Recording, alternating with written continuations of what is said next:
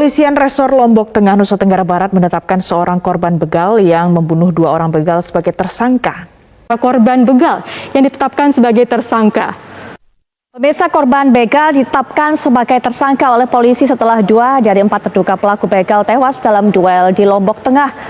Korban begal atau dugaan percobaan pencurian dengan kekerasan ditetapkan sebagai tersangka setelah 2 dari 4 terduga pelaku begal tewas dalam duel. Pemirsa, seorang pria korban begal yang jadi tersangka setelah membunuh begal Pembegal tewas dibunuh korbannya di Praia Timur, Lombok Tengah, Nusa Tenggara Barat.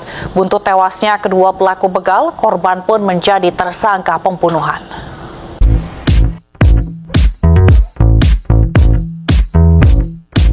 Terakhir ini Pak Waka, tip bagi masyarakat yang ketemu begal di jalan seperti kronologi tadi, agar mereka tidak membunuhnya itu bagaimana? Agar mereka tidak jadi korban. Karena di negara kita melakukan perbuatan main hakim sendiri kan dilarang. Karena itu juga melakukan suatu tindak pidana. Jadi harus lari lah gitu, tinggalkan motor. Jadi paling tidak kalau keluar malam jangan sendirian, ya berteman. Ya, apabila mau menuju jalan-jalan yang tahu jalan-jalan itu sepi, ya paling tidak berteman. Ya, jangan sendiri dan jangan membawa barang-barang yang berharga. Dan jangan sampai membunuh begal gitu. Ya dalam arti itu membunuh di negara kita kan dilarang, siapapun itu, karena dilindungi oleh hukum. Ya, siapapun walaupun dia sebagai pelaku. Dan begal jangan membunuh korban gitu.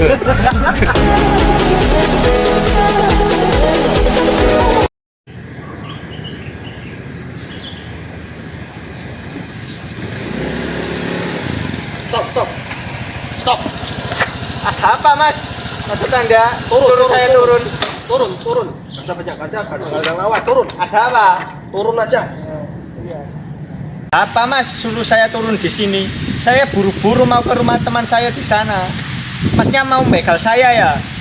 Nah, lu tahu kalau gue begal. Sekarang serahin motor lo bersama dompet lo. Gak usah banyak bicara, gak usah banyak apa-apain. Serahkan sekarang. Kalau saya gak mau menyerahkan sepeda motor saya ini dengan dompet saya ini, gimana, Mas? Lo mau gak mau ngasihin motor sampai dompet lo? Lo mau ngelawan? Lo mau mati di sini lo? Lo mau gak cucuk sama ini ya? Kok mau gue cucuk? Emang saya takut, Mas, ngancam-ngancam kayak gitu. Ayo sini berantem. Lo mau kemana? Iya, kenapa, Mas? Jangan kemana? Aduh, mati. Makanya jangan sok-sokan mau begal orang. Jir.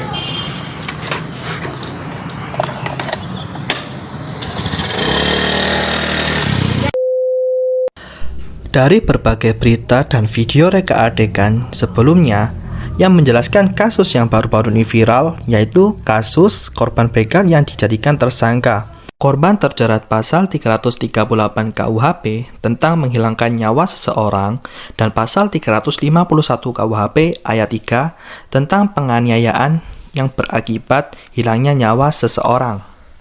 Tidak hanya di televisi, kasus ini viral juga di media sosial seperti media sosial Facebook, Instagram, dan juga Twitter.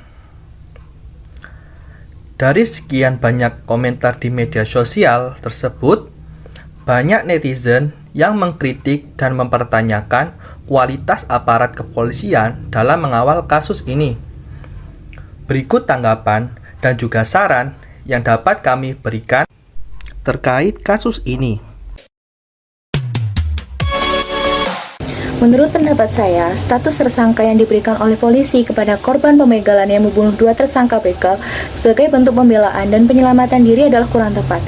Status penyidikan terkait pembelaan diri di sini terasa belum jelas.